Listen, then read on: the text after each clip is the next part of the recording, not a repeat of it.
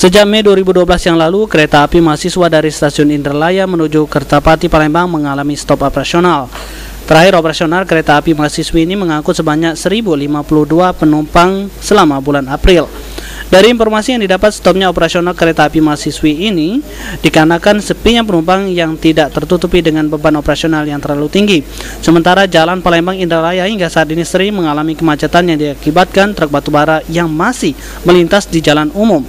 Walaupun telah dikeluarkan peraturan gubernur tentang pelarangan melintas di jalan umum, namun jumlah truk pengangkut batubara masih saja melintas secara bebas di jalan tersebut. Para mahasiswa pun berharap solusi kemacetan di Palembang Indralaya segera dapat diatasi pemerintah setempat. Pasalnya, baik mahasiswa maupun pegawai sering kali mengalami keterlambatan diakibatkan macetnya jalan Palembang Indralaya. Ya, menurut saya kemacetan sekarang ini tuh tambah parah, terus sangat mengganggu perkuliahan. Jadi kalau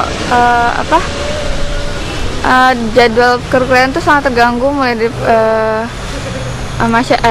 mahasiswa juga, terus dosen-dosen juga, jadi sering mengurangi jadwal kuliah. Terus sebenarnya kan ada kereta api yang harusnya berfungsi bagi mahasiswa, tapi karena belum berfungsi dengan baik, jadi kita juga belum dipakai dan belum tahu jadwalnya digunainnya sampai kapan.